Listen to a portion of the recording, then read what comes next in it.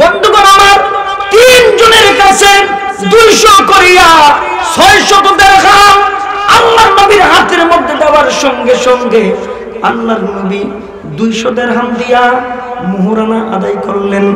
বাকি 400 দিরহাম দিয়া হযরতে সাদকে বললেন, সাদ বাজারে যাও, বাজার করো। বলে কিসের বাজার? কয় বিবাহের বাজার। বিবাহের বাজার করার প্রয়োজন আছে, তুমি বাজারে যাও, বাজার করে নিয়ে আসো। মুহরানা আদায় হয়ে গেছে, বিবাহ বন্ধন হয়ে গেছে। হযরতে সাদ আল্লাহর নবীর কাছ থেকে 400 দিরহাম নিয়া বাজারে গেলেন বাজার করবার জন্যে। বাজারে যাওয়ার সঙ্গে সঙ্গে মাত্র বাজার আরম্ভ করবে, ঠিক এমন সময় ওই বাজারের পাশ দিয়া একজন এলান কারণেওয়ালা, একজন ঘোষক ঘোষণা দিয়া যায়, এই বাজারে কেউ আসুনি আল্লাহর সঙ্গে ব্যবসা করবা।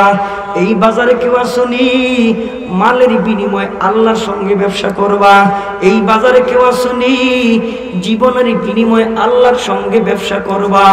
এই বাজারে কেউ আসুনি নবীর আশিক। এই বাজারে কেউ আসুনি নবীর প্রেমের পাগল।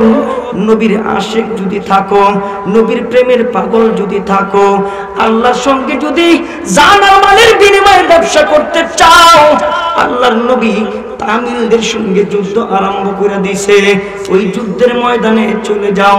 হযরতে সাদ নবী এই 400 দিরহাম দিয়া একটা ঘোড়া খরিদ করলেন, একটা ঢাল খরিদ করলেন, একটা কালো কাপড় মাথা থেকে পা পর্যন্ত লাগায়া যুদ্ধের ময়দানে রওনা হয়ে গেলেন।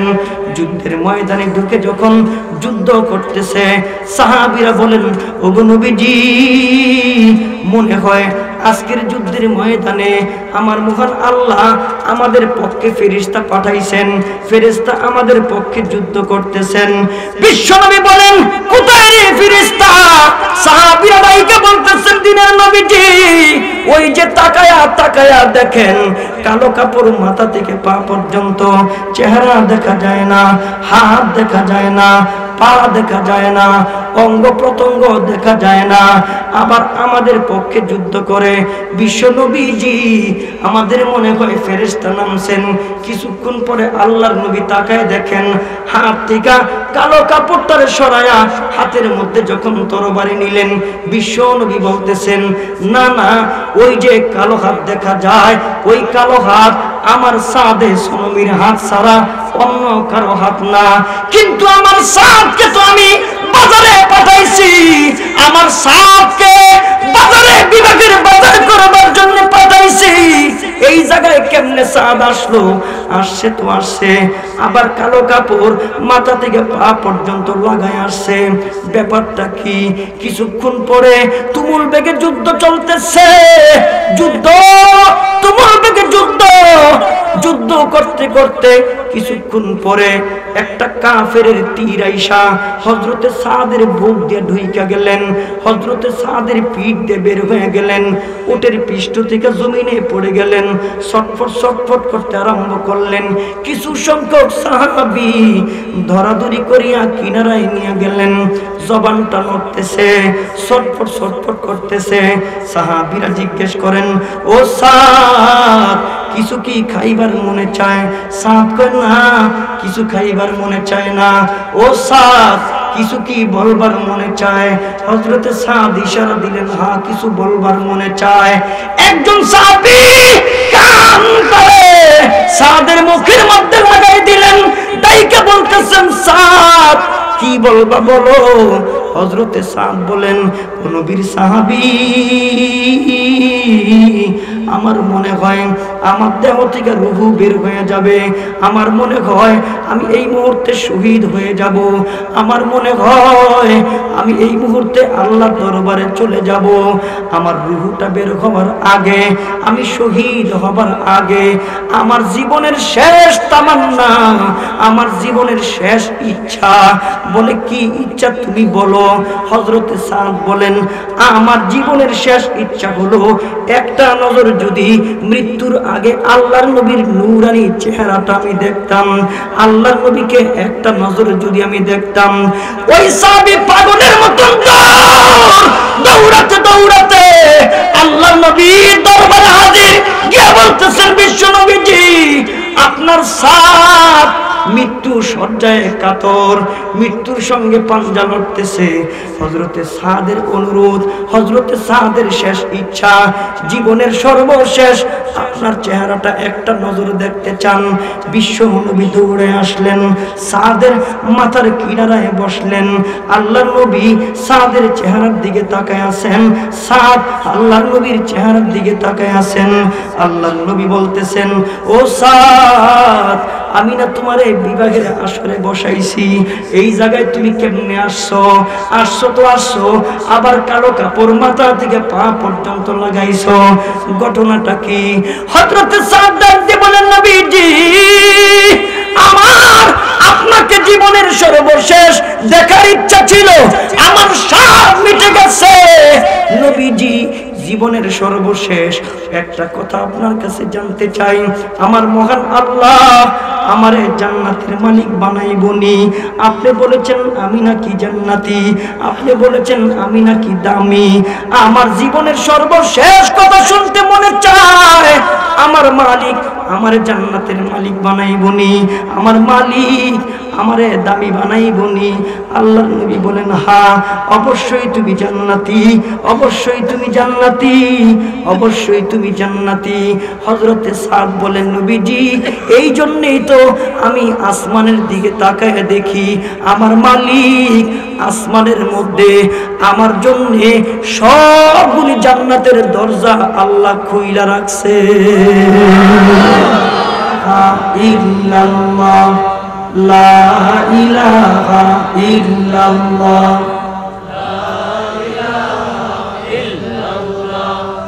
লা ইলাহা ইল্লাল্লাহ, লা ইলাহা ইল্লাল্লাহ, লা ইলাহা ইল্লাল্লাহ,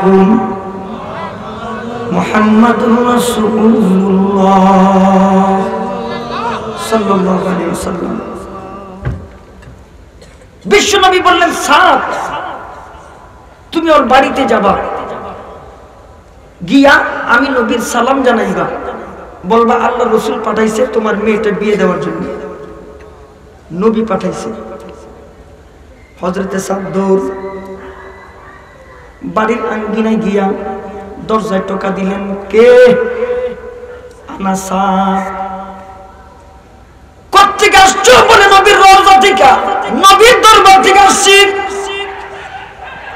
আল্লাহ নবী, বিশ্ব নবী, রহমতের নবী তোমারে সালাম জানাইছেন।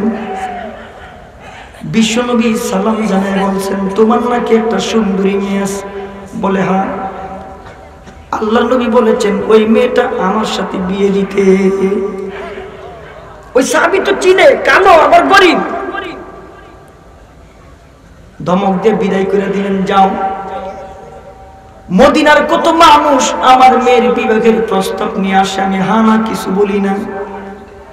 তুমি আসছো আমার মেয়ের বিবাহের প্রস্তাব নিয়ে, আমি তো তোমাকে চিনি, তুমি কালো, আবার দ্বিতীয় হইল গরিব, তোমার কাছে মেয়ে বিয়ে দিব না। হযরতে সাদ বাড়ির দরজা থেকে চলে যায়, বাড়ির আঙ্গিনায় গিয়ে হাত উঠে বলেন, দিলে দেন, না দিলে নাই। তবে বিশ্ব নবী বলেছেন আমার অনেক দাম, আমি অনেক দামি। বলে কেমন দামি? আল্লাহ নবী বলেছেন আমি জান্নাতি, আমি যদি তোমার মেয়েকে দুনিয়াতে নাও পাই, আমি মরিয়া গেলে আল্লাহ পাকের জান্নাতের মধ্যে অসংখ্য অগণিত হুরে গেলমান আমি সাদের জন্য অপেক্ষা করতেছে।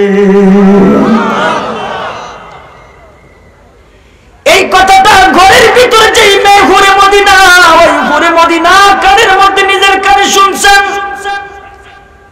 হুরে মদিনা দাইকে বলতেছেন, আব্বা। বলেন কি? তাড়াতাড়ি ওই সাহাবীকে ফিরান। বলে কেন? আর না হয় আপনার বিরুদ্ধে আল্লাহ পাকের কোরআনের আয়াত নাজিল হয়ে যাবে, ফিরান। এবার আব্বা ডাক দিয়ে বলতেছেন, মাগো তুমি তো সাহাবী দেখো নাই, একেবারে কালো আর গরিব, এই বিয়েতে তোমার সম্মতি আছে কিনা? মেয়ে জবাবে বলতেছেন, বাবা কালো হওয়ার কারণে হয়তো বা চোখের তৃপ্তি কম পাবো, গরিব হওয়ার কারণে হয়তোবা সুখ শান্তি কম পাবো, কিন্তু বিশ্ব নবী বলেছেন এই লোকটা নাকি আল্লাহর জান্নাতের অধিকারী। আমি যদি জান্নাতি সাহাবীর স্ত্রী হইতে পারি, আমিও মরিয়া গেলে আমার জান্নাতি স্বামীর হাত ধরে ধরে আমিও জান্নাতে যেতে পারবো। এইবার হুরে মদিনার বাবা ঘর থেকে বের হইছে, সাদকে ডাকেন, সাদ দাঁড়াও দাঁড়াও। সাদ আর দাঁড়ায় না, সাদ দৌড়। দুইজন সাহাবী দৌড়াতে দৌড়াতে আল্লাহর নবীর দরবারে গিয়ে হাজির। হুরে মদিনার বাবা বলতেছেন, দিনের নবীজি আগে আপনি আমার কথা শোনেন, সাদেরটা পরে শোনেন। বিশ্ব নবী মুস্কি মুস্কি হাসিয়ার বলেন, ও হুরে মদিনার বাবা তুমি আগে বলো। হুরে মদিনার বাবা বলতেছেন, বিশ্ব নবী গো আমি বুঝি নাই, আমার বেয়াদবি আপনি ক্ষমা করবেন, আমি বুঝি নাই আপনি যে সাদকে আমার বাড়িতে পাঠাইছেন।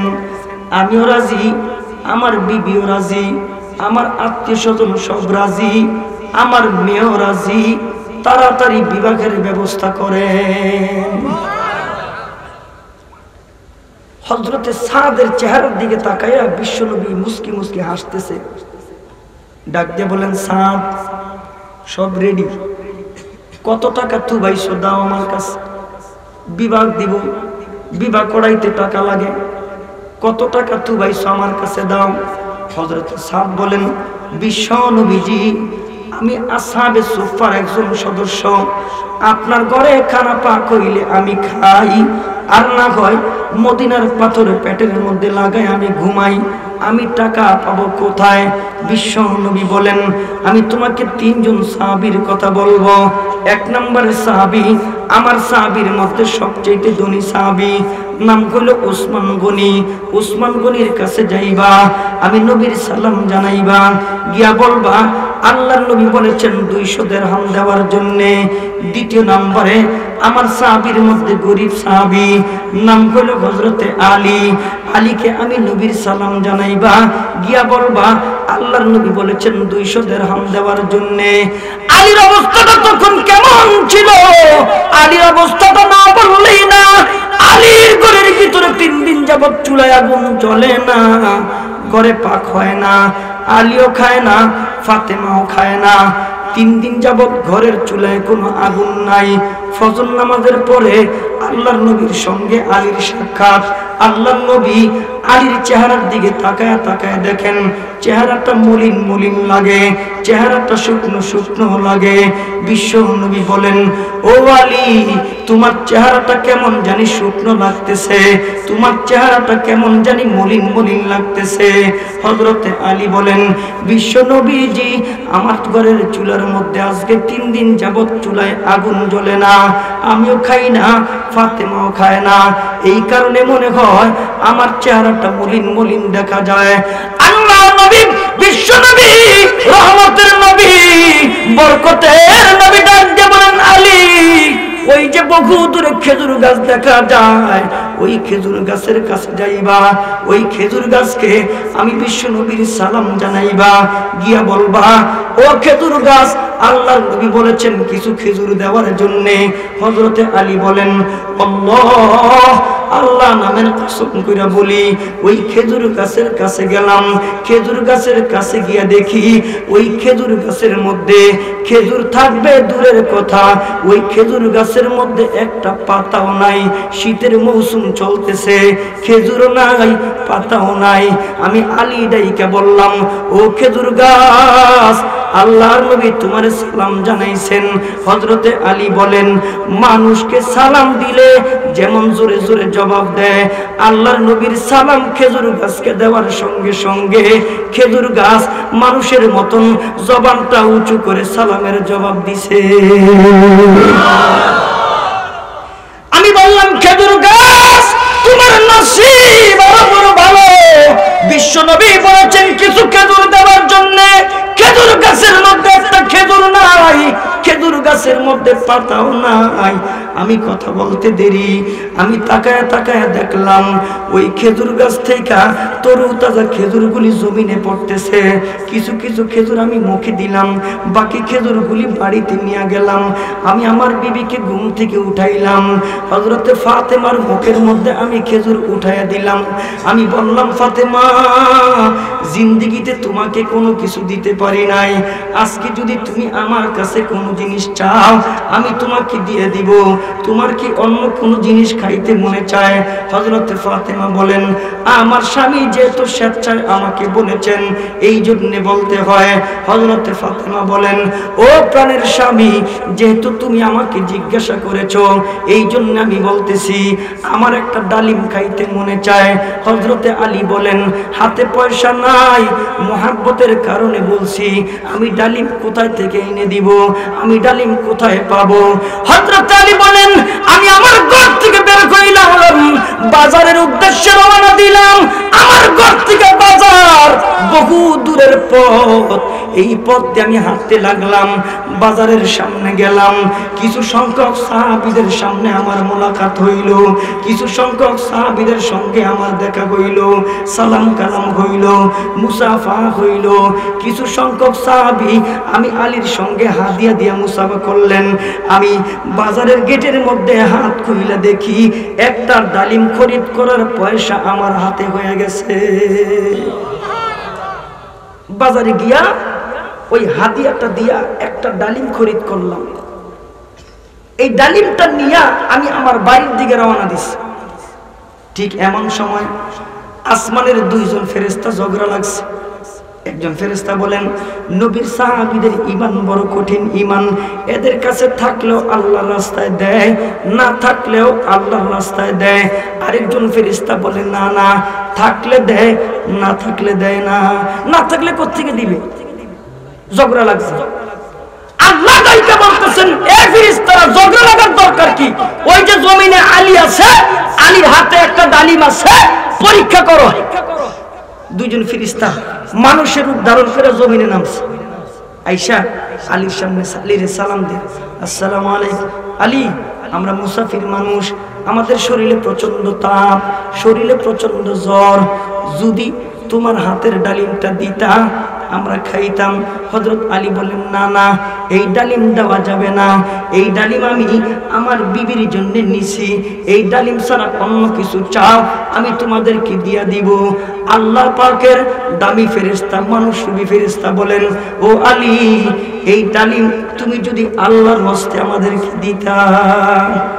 আল্লাহর নাম শোনার সাথে সাথে হযরত আলী বলতেছেন, একটা ডালিমের জন্য আমার আল্লাহর নাম তোমরা ব্যবহার করলাম। তোমরা কি জানো আল্লাহ নামের ওজন কত বেশি? তোমরা কি জানো আল্লাহ নামের পাওয়ার কত বেশি? তোমরা তো জানো না আমি আলী আল্লাহ পাকের জন্য আমার জীবন পর্যন্ত বিসর্জন করতে পারি, আর তোমরা একটা ডালিম আল্লাহ নামের জন্য চাইতেছো। তোমাদের চেহারা ভালো দেখা যায়, তোমাদের বংশ পরিচয় মনে হয় ভালো, তোমাদের চেহারার মধ্যে নূরের ছাপ দেখা যায়, তোমাদের চেহারার মধ্যে ইবাদতের ছাপ দেখা যায়। তোমাদের সাথে একটা সন্ধি করি, চুক্তি করি। বলে, কি চুক্তি?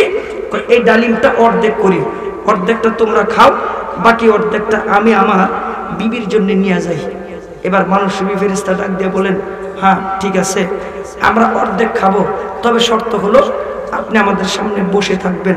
অর্ধেক খাবো, আপনি বসে থাকবেন। মানুষরূপী ফেরেশতারা এই ডালিমটা অর্ধেক খাইলেন। খাওয়ার সাথে সাথে বলতেছে, আলী, অর্ধেক খাইয়া আত্মা অর্ধেক ঠান্ডা হয়েছে, বাকিটা যদি দিতা তাহলে পুরাটা ঠান্ডা হইতো। হযরত আলী বলতেছেন, আবার অর্ধেক? বলতেছে, আমাদের জন্য না, যদি আল্লাহর ওয়াস্তে মুসাফিরকে দিতা। হযরত আলী বলেন, একটা ডালিমের ছাতা দুইবার আল্লাহর নাম ব্যবহার করছো, নাও, তোমরা জানো না আল্লাহ নামের ওজন কত? নাও, অর্ধেক দিলাম, বাকি অর্ধেকও দিয়া দিলাম। শূন্য হাতে হযরত আলী বাড়ির দিকে রওনা দিছে। বাড়ির দিকে যায়, গভীর রাতে দরজায় টোকা দিলেন। ফাতেমা দরজা খুইলা দিলেন। মনে মনে চিন্তা করে, আল্লাহ, ডালিমের কথা যেন না কয়, সকালে প্রয়োজনে ডালিম আবার আইনা দিব। ফাতেমার কিন্তু ডালিমের কথা স্মরণ ছিল, ফাতেমার কিন্তু ডালিমের কথা মনে ছিল, একবারও বলে নাই। কেন? স্বামীর মনে আঘাত লাগতে পারে, স্বামীর মনে কষ্ট লাগতে পারে। বিশ্বনবী বলেছেন, ও ফাতেমা, তুমি আমার কলিজার টুকরা হইতে পারো, তুমি আমার কন্যা হইতে পারো, তুমি জান্নাতের সর্দারিনী হইতে পারো, কিন্তু স্বামীর মনে কষ্ট দিলে ওই জান্নাত কিন্তু পাইবা না, আমি নবীর শাফাআত পাইবা না। এই কারণে নবীর কন্যা হওয়ার পরে আল্লাহ রাসূলের এই কথাটা বারবার মনে পড়ছে, একবারও বলে নাই। ঘরে ঘুমাইতে গেছে স্বামী স্ত্রী, মনে মনে চিন্তা করে, আল্লাহ ডালিমের কথা যেন একবার না বলে। ঘরে ঘুমাইতে গেলেন, চক্ষুটা বন্ধ হইছে, চক্ষু লাগবে লাগবে অবস্থা। ঠিক এমন সময় দরজার মধ্যে কে জানি টোকা দিতেছে। কে? বলে, আনা সালমান ফারসি। ও সালমান, এত রাত্রিতে আমার ঘরে কেন? বলে, দরজা খোলো, তোমার জন্য সুসংবাদ আছে। বলে, কি সুসংবাদ? তুমি দরজার বাহির থেকে সুসংবাদ বলে চলে যাও। বলে, না, দরজা খোলো, দামি সুসংবাদ, ঘরে ঢুইকা বলতে হবে। আলী বলতেছে, না, বাহির থেকে তুমি বলে চলে যাও। না, দরজা খোলো, ভিতরে ঢুকবো, এরপরে বলবো। দরজা খুললেন, ভিতরে ঢুকলেন। হযরতে সালমান ডাক দিয়ে বলতেছেন, আলী, মহান আল্লাহ তোমার জন্য জান্নাত থেকে ডালিম পাঠাইছে। হযরত আলী মনে মনে চিন্তা করতেছে, আল্লাহর রাস্তায় যে ওই যে একটা দিছি, মনে হয় এই কারণে পাঠাইছে। কোথায় আমার ডালিম? ডালিম দিছেন। ডালিম দিয়ে খাওয়া আরম্ভ করে দেয়। ডালিম গণনা করতেছে, ডালিম গণনা করে দেখে ডালিম মাত্র 9টা। ডালিম মাত্র 9টা প্যাকেটে ভরছে।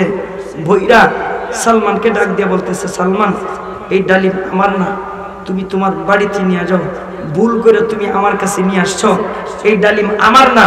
সালমান বলতেছে, না, এই ডালিম আপনার, এই ডালিম আপনার। নবীর কাছে আল্লাহর পক্ষ থেকে আসছে, নবী আমাকে বাহক বানায় আপনার কাছে পাঠাইছেন, আমি শুধু বাহক বহন করে নিয়ে আসছি। এই ডালিম আপনার, আল্লাহর পক্ষ থেকে আসছে। আলী কয়, না, আমার না। সালমান কয়, আপনার। আলী কয়, আমার না। হযরত সালমান ডাইকা বলতেছেন, আলী, এই ডালিম যে আপনার না, এটা আপনি কিভাবে বুঝলেন? এই ডালিম তো আপনার, এই ডালিম যে আপনার না, আপনি কিভাবে বুঝলেন? হযরত আলী বলতেছেন, সালমান, এই ডালিম যদি আমার হইতো তাহলে 9টা হইতো না, 10টা হইতো। কেন? আল্লাহ বলছেন, আল্লাহ রাস্তায় একটা দিলে আল্লাহ বিনিময় দিবে কয়টা? 10টা। এখানে 9টা। এই ডালিম আমার না। কিছুক্ষণ পর হযরতে সালমান উসের থেকে আরেকটা বাইর করে বলতেছেন, আলী, আমি তোমার ঈমানটা পরীক্ষা করার জন্য দেখলাম নবীর কাছে 10টাই আসছে, আমিও 10টাই নিয়ে আসছি। একটা লুকায়া নবীর সাহাবীর ঈমান পরীক্ষা করলাম, ঈমানের অবস্থা কেমন। এই যে নাও তোমার 10টা ডালিম। জোরে কোন সুবহানাল্লাহ। 3 নম্বরে আমার সাহাবীর মধ্যে 3 নম্বরে গরিব সাহাবী আব্দুর রহমান ইবনে আউফ, এর কাছে যাইবা, আমি নবীর সালাম জানাইবা, গিয়া বলবা আল্লাহর নবী বলেছেন 200 দিরহাম দেওয়ার জন্য। বন্ধুগণ আমার, 3 জনের কাছে 200 করিয়া 600 দিরহাম আল্লাহর নবীর হাতের মধ্যে দেওয়ার সঙ্গে সঙ্গে আল্লাহর নবী 200 দিরহাম দিয়া মুহরানা আদায় করলেন। বাকি 400 দিরহাম দিয়া হযরতে সাদকে বললেন, সাদ, বাজারে যাও, বাজার করো। বলে, কিসের বাজার? কয়, বিভাগের বাজার। বিভাগের বাজার করার প্রয়োজন আছে, তুমি বাজারে যাও, বাজার করে নিয়ে আসো। মুহরানা আদায় হয়ে গেছে, বিবাহ বন্ধন হয়ে গেছে। হযরতে সাদ আল্লাহর নবীর কাছ থেকে 400 দিরহাম নিয়া বাজারে গেলেন বাজার করবার জন্যে। বাজারে যাওয়ার সঙ্গে সঙ্গে মাত্র বাজার আরম্ভ করবে, ঠিক এমন সময় ওই বাজারের পাশ দিয়া একজন এলান কারণেওয়ালা, একজন ঘোষক ঘোষণা দিয়া যায়, এই বাজারে কেউ আসুনি, আল্লাহর সঙ্গে ব্যবসা করবা। এই বাজারে কেউ আসুনি, মালের বিনিময়ে আল্লাহর সঙ্গে ব্যবসা করবা। এই বাজারে কেউ আসুনি, জীবনের বিনিময়ে আল্লাহর সঙ্গে ব্যবসা করবা। এই বাজারে কেউ আসুনি, নবীর আশিক। এই বাজারে কেউ আসুনি, নবীর প্রেমের পাগল। নবীর আশিক যদি থাকো, নবীর প্রেমের পাগল যদি থাকো, আল্লাহর সঙ্গে যদি জান আর মালের বিনিময়ে ব্যবসা করতে চাও, আল্লাহ আল্লাহর নবী তামিলদের সঙ্গে যুদ্ধ আরম্ভ করে দিয়েছে। ওই যুদ্ধের ময়দানে চলে যাও। হযরতে সাদ সুনবী এই 400 দিরহাম দিয়া একটা ঘোড়া খরিদ করলেন, একটা ঢাল খরিদ করলেন, একটা কালো কাপড় মাথা থেকে পা পর্যন্ত লাগায়া যুদ্ধের ময়দানে রওনা হয়ে গেলেন। যুদ্ধের ময়দানে ঢুকে যখন যুদ্ধ করতেছে, সাহাবীরা বলেন, ওগো নবীজি, মনে হয় আজকের যুদ্ধের ময়দানে আমার মহান আল্লাহ আমাদের পক্ষে ফেরেশতা পাঠাইছেন, ফেরেশতা আমাদের পক্ষে যুদ্ধ করতেছেন। বিশ্বনবী বলেন, কোথায় রে ফেরেশতা? সাহাবীরা ভাইকে বলতেছেন, দিনের নবীজি, ওই যে তাকায়া তাকায়া দেখেন, কালো কাপড় মাথা থেকে পা পর্যন্ত, চেহারা দেখা যায় না, হাত দেখা যায় না, পা দেখা যায় না, অঙ্গ প্রত্যঙ্গ দেখা যায় না, আবার আমাদের পক্ষে যুদ্ধ করে। বিশ্ব নবীজি, আমাদের মনে হয় ফেরেশতা নামছেন। কিছুক্ষণ পরে আল্লাহর নবী তাকায় দেখেন, হাত থেকে কালো কাপড়টারে সরায়া হাতের মধ্যে যখন তরবারি নিলেন, বিশ্ব নবী বলতেছেন, না না, ওই যে কালো হাত দেখা যায়, ওই কালো হাত আমার সাদে সুনবীর হাত ছাড়া অন্য কারো হাত না। কিন্তু আমার সাদকে তো আমি বাজারে পাঠাইছি, আমার সাদকে বাজারে বিভাগের বাজার করবার জন্য পাঠাইছি। এই জায়গায় কেমনে সাদ আসলো? আসছে তো আসছে, আবার কালো কাপড় মাথা থেকে পা পর্যন্ত লাগায় আসছে। ব্যাপারটা কি? কিছুক্ষণ পরে তুমুল বেগে যুদ্ধ চলতেছে, যুদ্ধ, তুমুল বেগে যুদ্ধ। যুদ্ধ করতে করতে কিছুক্ষণ পরে একটা কাফেরের তীর আইসা হযরতে সাদের বুক দিয়ে ঢুইকা গেলেন, হযরতে সাদের পিঠ দিয়ে বের হয়ে গেলেন, উটের পৃষ্ঠ থেকে জমিনে পড়ে গেলেন, ছটফট ছটফট করতে আরম্ভ করলেন। কিছু সংখ্যক সাহাবী ধরাধরি করিয়া কিনারায় নিয়ে গেলেন, জবানটা নড়তেছে, ছটফট ছটফট করতেছে। সাহাবীরা জিজ্ঞেস করেন, ও সাদ, কিছু কি খাইবার মনে চায়? সাদ কয়, না, কিছু খাইবার মনে চায় না। ও সাদ, কিছু কি বলবার মনে চায়? হযরতে সাদ ইশারা দিলেন, হ্যাঁ, কিছু বলবার মনে চায়। একজন সাহাবী কান ধরে সাদের মুখের মধ্যে লাগাই দিলেন, ডাইকা বলতেছেন, সাদ, কি বলবা বলো। হযরতে সাদ বলেন, নবীর সাহাবী, আমার মনে হয় আমার দেহ থেকে রূহ বের হয়ে যাবে, আমার মনে হয় আমি এই মুহূর্তে শহীদ হয়ে যাব, আমার মনে হয় আমি এই মুহূর্তে আল্লাহর দরবারে চলে যাব।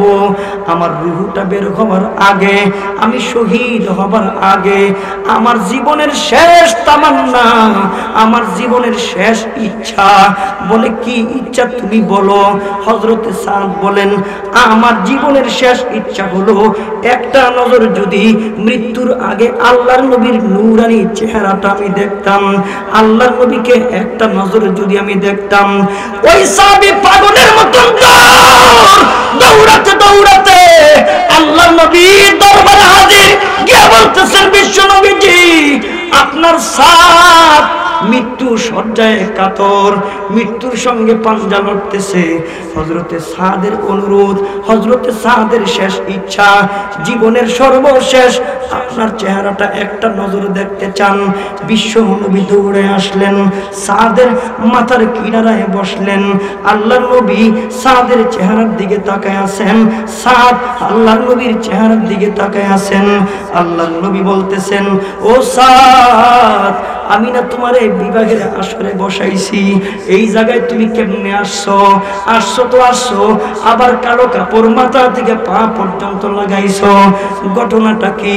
হযরতে সাদ ডাক দিয়ে বলেন, নবীজি, আমার আপনাকে জীবনের সর্বশেষ দেখার ইচ্ছা ছিল, আমার স্বাদ মিটে গেছে। নবীজি, জীবনের সর্বশেষ একটা কথা আপনার কাছে জানতে চাই, আমার মহান আল্লাহ আমারে জান্নাতের মালিক বানাইবনি। আপনি বলেছেন আমি নাকি জান্নাতি, আপনি বলেছেন আমি নাকি দামি।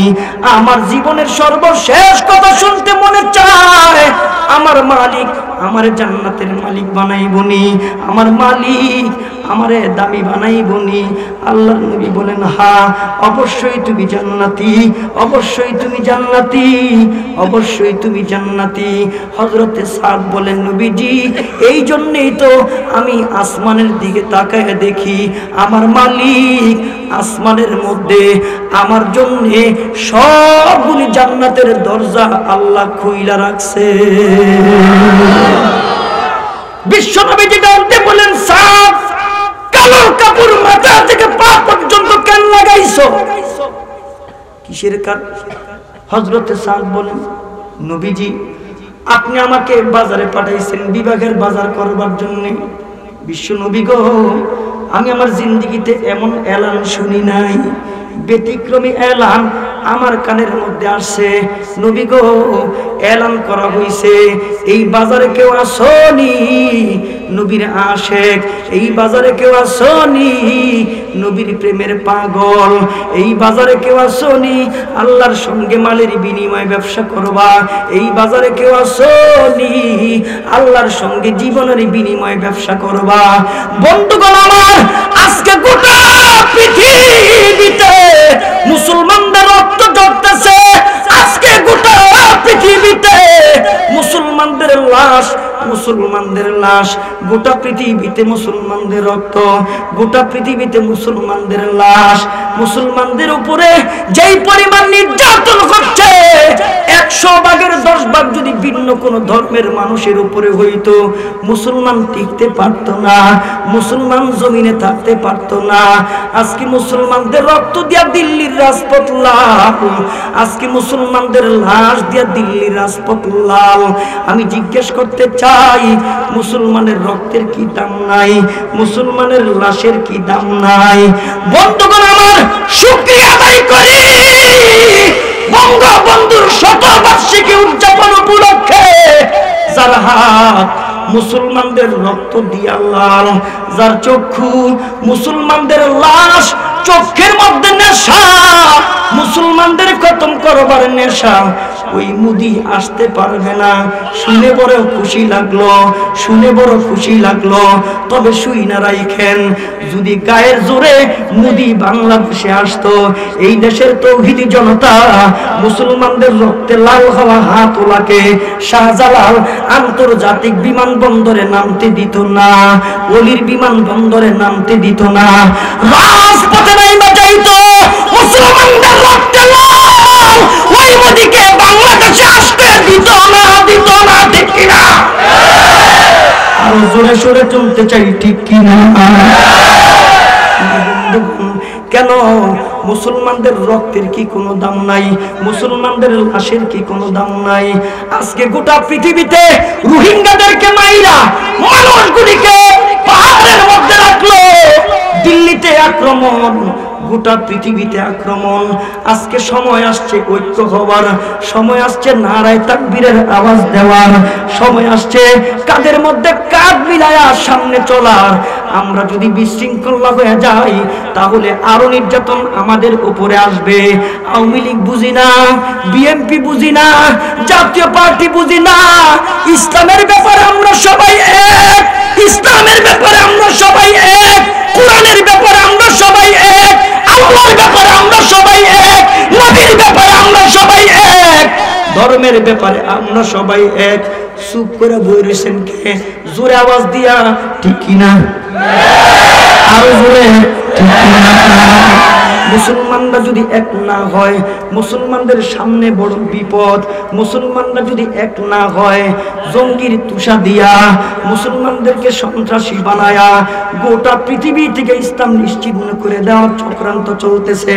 তবে আলহামদুলিল্লাহ, সুম্মা আলহামদুলিল্লাহ, আল্লাহর দরবারে শুকর, যেই চীনের মধ্যে মুসলমানদের মসজিদ বানাইতে দিত না, যেই চীনের মধ্যে ওপেন মাইক দিয়ে আযান দিতে দিত না, মালিক ডাক দিয়া কয় corona virus, corona virus, corona virus. আজকে চীনের রাজপথের মধ্যে জুমার নামাজে লক্ষ লক্ষ মানুষের সমাগম, সমস্ত বিধর্মীরা, হিন্দু বৌদ্ধ খ্রিস্টানেরা মুসলমানদের মসজিদে গিয়ে আশ্রয় নিতেছে। আল্লাহর মদদ জমিনে শুরু হয়ে গেছে, আল্লাহর সাহায্য জমিনের মধ্যে শুরু হয়ে গেছে। এটি বয়ে রয়েছে কে? ঠিক কিনা? জোরে কোন, আরো জোরে মহব্বতে ঠিক কিনা? বিশৃঙ্খল হওয়া যাবে না, ঐক্যবদ্ধ হওয়া লাগবে। নবীরে গালি দিলে আমরা এক, আল্লাহরে গালি দিলে আমরা এক, কোরআনরে গালি দিলে আমরা এক, দিন ধর্ম লইয়া কথা কইলে আমরা এক। জোরে একসাথে ঠিক কিনা? আরো জোরে বলেন ঠিক কিনা? আমরা এক, আমরা এক, আমরা এক, আমরা এক। জবান খুলে জোরে ঠিক কিনা? আরো জোরে ঠিক কিনা? নবীর মুহাব্বতে সাদ যুদ্ধের ময়দানে গেলেন, নবীর আশিকের খাতায় নাম লেখাইবার জন্য সাদ বিবাহ বন্ধন আবদ্ধ ক্যান্সেল করে যুদ্ধের ময়দানে চলে গেলেন। নিজের মাল ও দৌলতের বিনিময়ে, জীবনের বিনিময়ে আল্লাহর সঙ্গে ব্যবসা করার জন্য যুদ্ধের ময়দানে চলে গেলেন। ও মুসলমান, আমাদের কলিজায় জুড়ে শুনতে চাই, নবীর মুহাব্বত আছে না নাই? বাংলাদেশের এমন কোন মসজিদ নাই যেই মসজিদে নবীর পক্ষে বয়ান করলে কোন কমিটি বাধা দিব, এমন মসজিদ আছে? সবাই নবীর পক্ষে, নবীর বিপক্ষে নাই। জোরে শুনতে চাই ঠিক কিনা? আমরা এই জায়গায় যারা আসছি, আমাদের কলিজায় নবীর মুহাব্বত জোরে শুনতে চাই আছে না নাই? তাহলে কালিমার দুইটা অংশ, একটা হলো লা ইলাহা ইল্লাল্লাহ, আরেকটা হলো মুহাম্মাদুর রাসূলুল্লাহ। ফতুয়া আপনারা দিবেন, আমি দিব না। এই কালিমার দুইটা অংশ, কেউ যদি লা ইলাহা মানে, মুহাম্মাদুর রাসূলুল্লাহ না মানে, জোরে শুনতে চাই, সে মুসলমান থাকতে পারে? আরো জোরে, মুসলমান থাকতে পারে? মুসলমান থাকতে পারে না। লা ইলাহা মানার পরে মুহাম্মাদুর রাসূলুল্লাহ মানতে হবে। তার কারণ হলো বিশ্ব নবীকে আল্লাহ পাক গোটা মানবতার মুক্তির দূত হিসেবে প্রেরণ করেছেন, গোটা মানবতার মুক্তির বিচার হিসেবে প্রেরণ করেছেন। আমার নবীর পরে, আপনার নবীর পরে